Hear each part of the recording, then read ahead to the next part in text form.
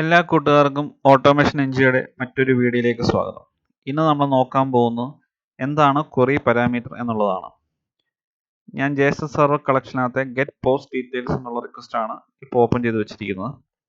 ഈ റിക്വസ്റ്റ് നോക്കിക്കഴിഞ്ഞാൽ പോസ്റ്റ് കഴിഞ്ഞ് ഒരു ക്വസ്റ്റ്യൻ മാർക്കും അതിനുശേഷം ഒരു കീ, അതിനുശേഷം അതിന് കറസ്പോണ്ട് വാല്യൂ കൊടുത്തേക്കുന്നതായിട്ട് കാണാം. ഈ ക്വസ്റ്റ്യൻ മാർക്ക് തൊട്ട് ഈ റൈറ്റ് സൈഡിലോട്ടുള്ള ഭാഗത്താണ് ക്വറി പാരാമീറ്റർ എന്ന് പറയുന്നത്. അപ്പോൾ ക്വറി പാരാമീറ്റർ ഒരു റിക്വസ്റ്റിന്റെ ഒപ്പം യൂസ് ചെയ്യാൻ വേണ്ടി ഒരു ക്വസ്റ്റ്യൻ മാർക്ക് യൂസ് ചെയ്യുക, അതിനുശേഷം ഒരു കീ യൂസ് ചെയ്യുക. ഇവിടെ യൂസ് ചെയ്തേക്കുന്ന കീ ID എന്നുള്ളതാണ്, അതിൻ്റെ വാല്യൂ 2 എന്നുള്ളതാണ്.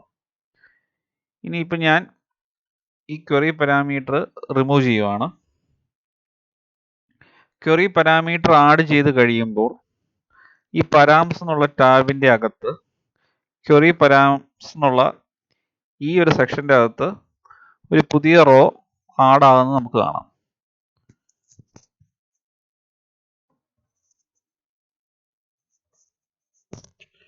ഞാനിപ്പോൾ ഒരു ക്വസ്റ്റ്യൻ മാർക്ക് ആഡ് ചെയ്തപ്പോൾ തന്നെ ഒരു റോയുടെ അവിടെ ഒരു ചെക്ക് ബോക്സ്, ഒരു ടിക്ക് മാർക്ക് വന്നിട്ടുണ്ട്. ഇനി ഞാൻ അതിൻ്റെ വാല്യൂം കൂടെ കൊടുക്കുകയാണ്. അപ്പോൾ ID ഈക്വൽ ടു 2 എന്ന് കൊടുത്തു കഴിഞ്ഞപ്പോൾ കീ ആയിട്ട് ID എന്നും വാല്യൂ ആയിട്ട് 2 എന്നും ഒരു റോ ക്രിയേറ്റ് ആയാക്കുന്നത് കാണാം. ഇങ്ങനെയാണ് പോസ്റ്റ്മാൻ നമ്മൾ ക്വറി പാരാമീറ്റർ യൂസ് ചെയ്യുന്നത്. ക്വസ്റ്റ്യൻ മാർക്ക് ഇടുക, അതിനുശേഷം കീ കൊടുക്കുക, അതിനുശേഷം അതിൻ്റെ കറസ്പോണ്ടിങ് വാല്യൂ. ഇനി നമുക്ക് ഈ റിക്വസ്റ്റ് ഒന്ന് സെൻഡ് ചെയ്ത് നോക്കാം. ഈ റിക്വസ്റ്റ് സെൻഡ് ചെയ്ത് നോക്കിയപ്പോൾ ഒരു empty അറയാണ് വന്നിരിക്കുന്നത്. അതെന്തുകൊണ്ടെന്ന് വെച്ചാൽ നമ്മൾ ഈ ലോക്കൽ ഹോസ്റ്റ് 3000 പോസ്റ്റ് എന്നുള്ള ഈ ഒരു അഡ്രസ്സ് നോക്കിക്കഴിയുമ്പോൾ നമുക്ക് കാണാം ഇവിടെ ID 2 ആയിട്ടുള്ള ഒരു പോസ്റ്റിന്റെ ഡീറ്റെയിൽസ് അവിടെ നിലവിലില്ല. ഇത് റിഫ്രഷ് ചെയ്താൽ ഈ ഒറ്റ ഒരു ഡേറ്റ മാത്രമേ ഈ ഒരു റിസോഴ്സിന്റെ അകത്തുള്ളൂ. അതുകൊണ്ടാണ് empty array പോസ്റ്റ്മാനിൽ വന്നത്. പകരം ID 2 പകരം ID 1 ആക്കുന്നു. ആ കൊടുക്കുന്ന വാല്യൂ തന്നെ ഇവിടെ അപ്ഡേറ്റ് ആകുന്നത് നമുക്ക് കാണാം. അതിനുശേഷം റിക്വസ്റ്റ് സേവ് ചെയ്യുന്നു, അതിനുശേഷം റിക്വസ്റ്റ് സെൻഡ് ചെയ്യുന്നു. അപ്പം ID 1 ആയിട്ടുള്ള പോസ്റ്റ് ഡീറ്റെയിൽസ് ഓൾറെഡി അവൈലബിൾ ആയിട്ടുള്ളത് കൊണ്ട് അതിന്റെ ഡീറ്റെയിൽസ് വന്നിട്ടുണ്ട്. ഇനി നമുക്ക് മൾട്ടിപ്പിൾ ക്വറി പാരാമീറ്റർ എങ്ങനെ യൂസ് ചെയ്യും എന്നുള്ളത് നോക്കാം. മൾട്ടിപ്പിൾ ക്വറി പാരാമീറ്റർ യൂസ് ചെയ്യാൻ വേണ്ടി നമ്മൾ യൂസ് ചെയ്യേണ്ടത് ആംപർസൻഡ് സിമ്പിൾ ആണ്.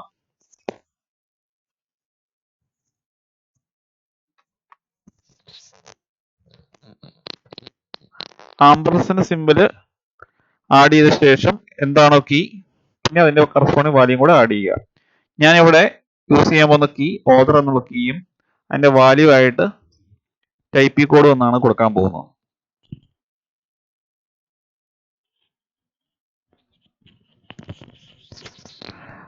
ഒരു പുതിയ ക്വറി പാരാമീറ്ററും കൂടെ ആഡ് ചെയ്ത് കഴിഞ്ഞപ്പോൾ അതിന്റെ വാല്യൂ ഈ ക്വറി പാരാംസ് എന്നുള്ള സെക്ഷനകത്ത് ഒരു പുതിയ റോ ആയിട്ട് ആഡ് ആയേക്കുന്നത് നമുക്ക് കാണാം.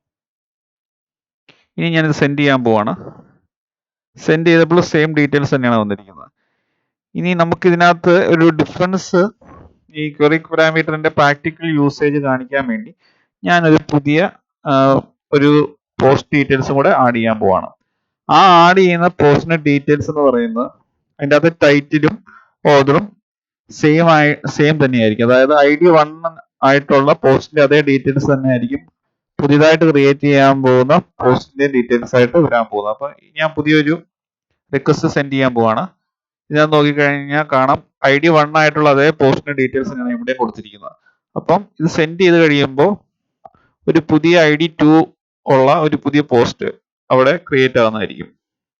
ഞാനത് സെൻഡ് ചെയ്തു, 201 ക്രിയേറ്റ് എന്ന് വന്നു. ID 2 ആയിട്ടുള്ള സെയിം ഡീറ്റെയിൽസ് ടൈറ്റിലും ഓർഡറും ഉള്ള ഒരു പുതിയ ഡീറ്റെയിൽസ് നമുക്ക് ഈ പേജ് റിഫ്രഷ് ചെയ്യുമ്പോൾ കാണാം.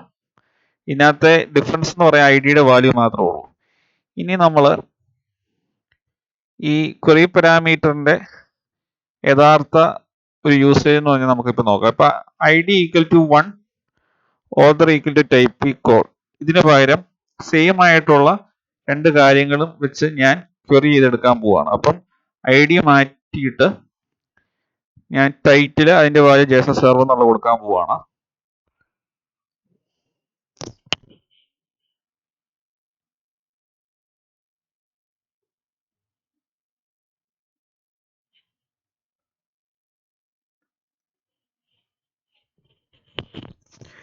ഇപ്പം ഞാൻ ഐ ഡി മാറ്റിയിട്ട് ടൈറ്റിൽ ഈക്വൽ ടു ജേസൺ സെർവറും ഓതർ ഈക്വൽ ടൈപ്പ് കോഡ് എന്നുള്ള പോസ്റ്റിന്റെ ഡീറ്റെയിൽസ് ആണ് ഫെച്ച് ചെയ്യുന്നത്. ഇവിടെ നോക്കുമ്പോൾ ഇതേ ഡീറ്റെയിൽസ് ഉള്ള 2 പോസ്റ്റ് ഐ ഡികളുണ്ട്. സോ ഉറപ്പായിട്ട് ഇത് സെൻഡ് ചെയ്ത് കഴിയുമ്പോൾ 2 പോസ്റ്റിന്റെ ID 2 ആയിട്ടുള്ള ID 1 ആയിട്ടുള്ള പോസ്റ്റിന്റെ ഡീറ്റെയിൽസ് ആയിരിക്കും വരാൻ പോകുന്നത്.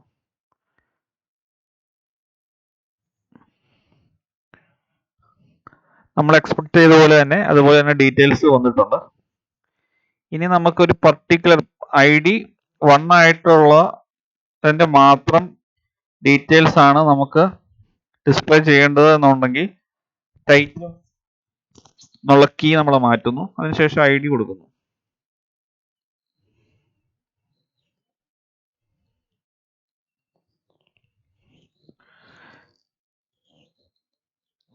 ID ഈക്വൽ ടു 1 കൊടുക്കുന്നു. അതിനുശേഷം രണ്ടാമത്തെ ക്വറി പാരാമീറ്റർ ആയിട്ട് ആൻഡ് സിമ്പിൾ യൂസ് ചെയ്ത് author equal to type code എന്നുള്ള കൊടുക്കുന്നു. അതിനുശേഷം റിക്വസ്റ്റ് സേവ് ചെയ്യുന്നു, സെൻഡ് ചെയ്യുന്നു. ഇപ്പം നോക്കിയാൽ ID 1 മാത്രം ID 1 ആയിട്ടുള്ള പോസ്റ്റിന്റെ ഡീറ്റെയിൽസ് മാത്രമായിട്ടാണ് വന്നിരിക്കുന്നത്. ഇനി ID 1 എന്നുള്ള 2 ആക്കി കഴിഞ്ഞാൽ നമുക്ക് ഇവിടുന്നും ചേഞ്ച് ചെയ്യാം, അല്ലെങ്കിൽ ഇവിടുന്നും ചേഞ്ച് ചെയ്യാനുള്ള ഓപ്ഷൻ ഉണ്ട്. ഇവിടെ നമ്മൾ 2 കൊടുക്കുന്നു. അതേ ചേഞ്ച് തന്നെ ഇവിടെ റിഫ്ലക്റ്റ് ആവുന്നതായിരിക്കും. അതിനുശേഷം സേവ് കൊടുക്കുന്നു.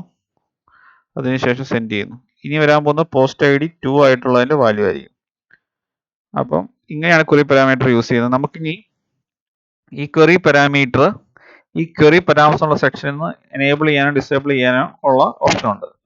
ഇപ്പം ഇവിടെ അൺചെക്ക് ചെയ്ത് കഴിയുമ്പോൾ ഈ ID എന്നുള്ളത് ഞാൻ അൺചെക്ക് ചെയ്യാൻ പോവുകയാണ്. അപ്പം ഈ റിക്വസ്റ്റിനകത്തുനിന്ന് ID എന്നുള്ള സെക്ഷൻ പോകും. ഞാൻ അൺചെക്ക് ചെയ്യാൻ പോകുന്ന പാർട്ട് ഓതർ എന്നുള്ളതാണ്. ഓതർ അൺചെക്ക് ചെയ്യുന്നു. ഓതർ അൺചെക്ക് ചെയ്തപ്പോൾ ഓതർ എന്നുള്ള സെക്ഷൻ പോയി. വീണ്ടും ചെക്ക് ചെയ്യുന്നു. അപ്പോൾ ആ സെക്ഷൻ പിന്നെയും വന്നു. ID ഞാൻ കളഞ്ഞു. ID കളഞ്ഞപ്പോൾ ആംപർസെന്റ് സിമ്പിളും അടക്കം ഒന്ന് പോയിട്ടുണ്ട്. ഓതർ മാത്രമാണ് ഇപ്പോൾ അവശേഷിക്കുന്നത്. വീണ്ടും ഞാൻ ചെക്ക് ചെയ്ത് കഴിയുമ്പോൾ ID പിന്നെ തിരിച്ചു വരുന്നതായിട്ട് കാണാം. അപ്പോൾ ഇവിടുന്ന് തന്നെ നമുക്ക് ക്വറി പാരാമീറ്ററിന്റെ വാല്യൂ ആഡ് ചെയ്യാൻ പറ്റും. അതുപോലെ തന്നെ ഈ ഓരോ ക്വറി പാരാമീറ്ററും നമ്മളൊരു ഡിസ്ക്രിപ്ഷനും ആഡ് ചെയ്യാൻ പറ്റും. ഇവിടെ ഞാൻ സാമ്പിൾ ID എന്ന് ഞാൻ ഒരു ഡിസ്ക്രിപ്ഷൻ കൊടുക്കുകയാണ്.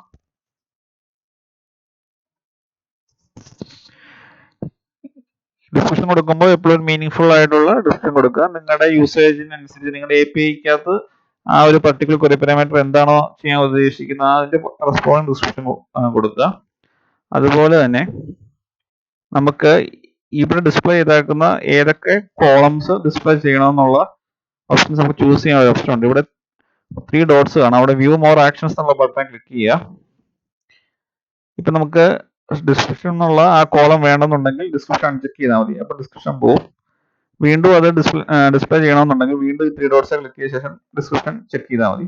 അപ്പോൾ ഡിസ്ക്രിപ്ഷൻ വന്നു. അതുപോലെ തന്നെ മൾട്ടിപ്പിൾ ക്വറി പാരാമീറ്റേഴ്സ് ഉണ്ടെന്നുണ്ടെങ്കിൽ നമുക്ക് ഈ ബൾക്ക് എഡിറ്റ് യൂസ് ചെയ്ത് നമുക്ക് വേറെ ഒരു റിക്വസ്റ്റിലേക്ക് കോപ്പി ചെയ്യാൻ പറ്റും. അതായത് വേറെ ഒരു റിക്വസ്റ്റിനകത്ത് സെയിം പാരാമീറ്റേഴ്സ് തന്നെയാണ് ക്വറി പാരാമീറ്റേഴ്സ് തന്നെ യൂസ് ചെയ്യുന്നത്. നമുക്ക് ഇവിടുന്ന് കോപ്പി ചെയ്ത് അടുത്ത ഒരു റിക്വസ്റ്റിലേക്ക് പേസ്റ്റ് ചെയ്യാൻ പറ്റും. ഈ ബൾക്ക് എഡിറ്റ് എന്നുള്ളത് വളരെ ഒരു യൂസ്ഫുൾ ഫീച്ചർ ആണ് പോസ്റ്റ്മാനകത്ത്.